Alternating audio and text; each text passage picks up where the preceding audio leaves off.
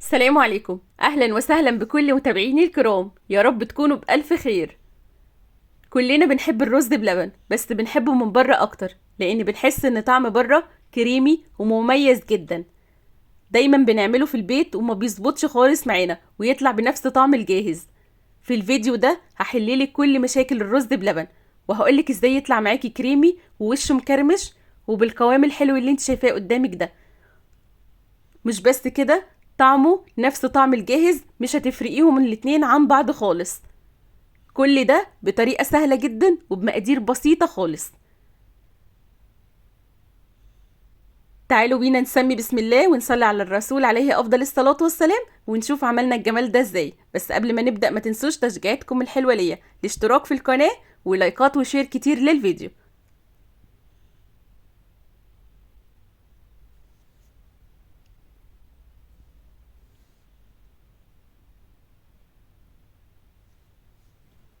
في البداية كده معايا نص كوباية رز مصري.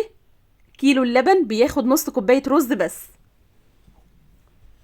معايا معلقتين نشا صغيرين، ومعلقتين كريم شانتيه كبار، ومعلقتين لبن بودرة كبار.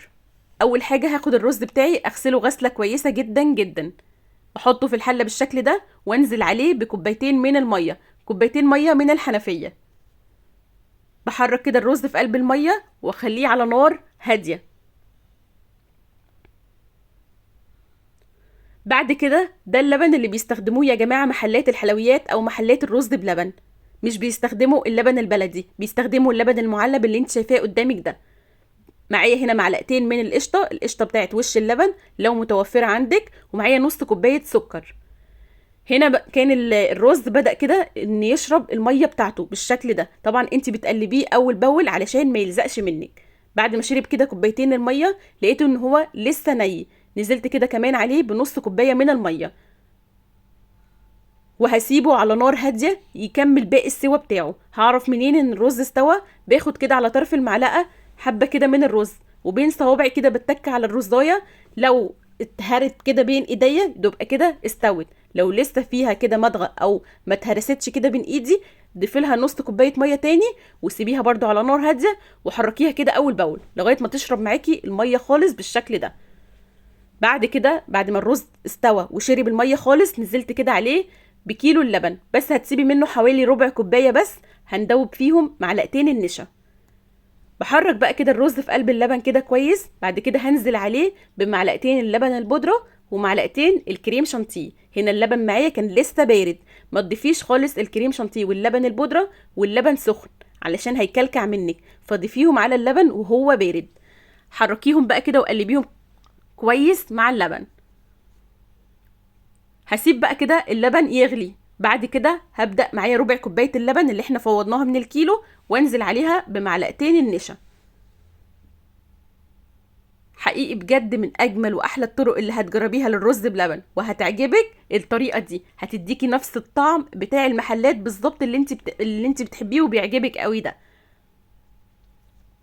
دوبت بقى كده النشا كويس جدا. هبدأ كده أضيف نص كوباية السكر، وكمان أنا ضفت على النص كوباية ضفت معلقتين كبار. السكر ده مظبوط جدا للكمية اللي قدامك دي. بقلب بقى كده السكر كويس جدا، وبسيب اللبن يغلي جدا معايا. بعد ما غلى كده اللبن كويس، هبدأ ايد كده بتنزل تدريجيا بالنشا والايد التانية بتقلب. ما تضيفيش النشا مرة واحدة وبعد كده تقلبيه، لا، ضيفي كده تدريجيا النشا واحدة واحدة عشان تظبطي القوام، علشان ما يتقلش منك مرة واحدة.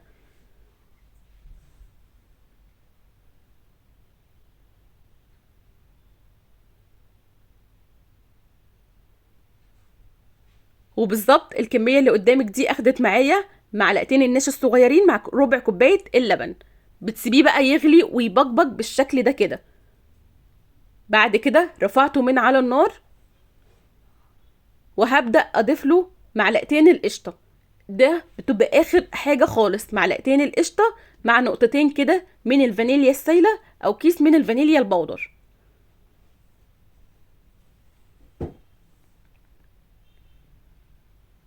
معلقتين القشطه اللي في الاخر دول بيديكي طعم حلو قوي قوي. قلبت بقى كده القشطه والفانيليا كويس جدا في قلب الرز بلبن، وده بيكون قوام الرز بلبن، مش تقيل قوي ومش خفيف قوي، القوام المظبوط اللي انت شايفاه قدامك ده. هبدأ بقى كده اجهز البولات معايا اللي انا هغرف فيها الرز بلبن، سواء كده كانت بلاستيك او ازاز، اي حاجه موجوده عندك.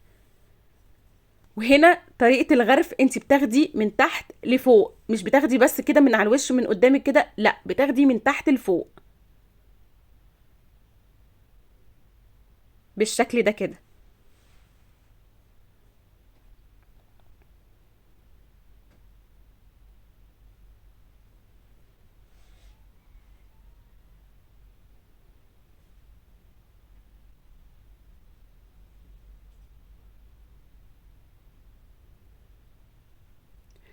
صدقيني بجد انا جربت طرق كتيرة جدا للرز بلبن لغاية ما وصلت للطريقة المظبوطة دي اللي بتديني نفس الطعم بتاع المحلات بالظبط.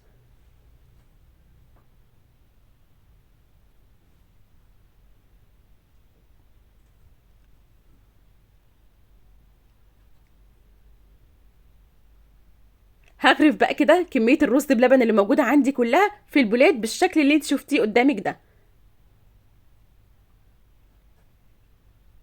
وهنا كان ما شاء الله غرفت كده الكمية كلها، وعايزة اقولك ان الكمية اللي انت شايفاها قدامك دي من كيلو حليب واحد.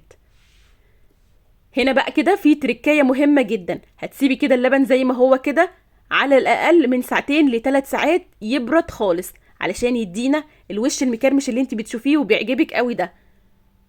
هتسيبيه زي ما هو كده، ما تغطيهوش خالص، سيبيه يبرد وهو مكشوف كده، ما تغطيهوش خالص، سيبيه كده على الأقل 3 ساعات. بعد كده هتبدأي بعد ما يعدي عليه على الأقل خالص 3 ساعات، هتبدأي ان انت تغطيه.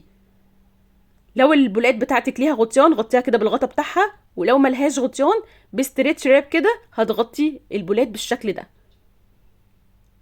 بعد ما غطيتها هتدخليها بقى كده التلاجة حوالي كده 2 3 ساعات. وطبعا كل ما هتقعديها فترة طويلة في التلاجة كل ما هتديكي وش مكرمش حلو جدا. يعني ممكن تعمليه من بالليل وتاكلوه منه تاني يوم هتلاقيه وشه مكرمش وحلو قوي. هنا بالظبط بعد ما عدى عليه 3 ساعات وهو في قلب التلاجة، بص كده ما شاء الله الوش بتاعه.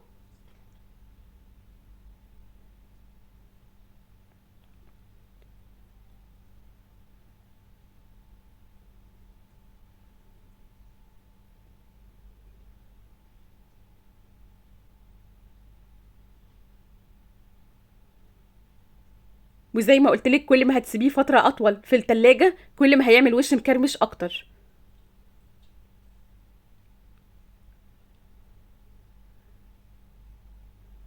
زينيه بقى كده زي ما تحبي، بسوداني كده مجروش أو جوز هند أو زبيب، أو لو ما بتحبيش مثلا تزينيه اللي يعجبك. ويا سلام بقى كده مع الرز بلبن دي، حطي كده عليها معلقة كده من الآيس كريم فانيليا خطيرة.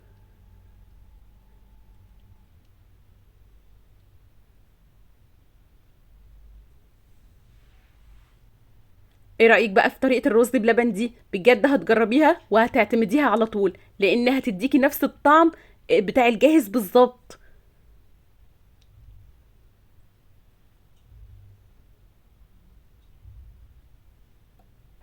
تعالوا كده مع بعض نشوف القوام بتاع الرز بلبن عامل ازاي.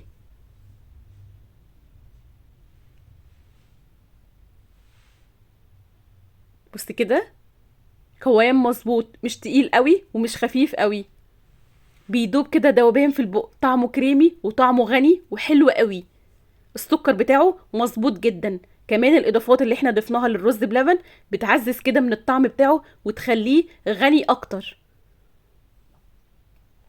وجربي تعمليه باللبن اللي انا وريتهولك ده، هيديكي نفس الطعم بتاع المحلات بالظبط. يا جماعة المحلات او محلات الرز بلبن مش بتستخدم اللبن البلدي السايب، بتستخدم اللبن المعلب اللي انت شفتيه قدامك ده. جربيه وبالهنا والشفا مقدما.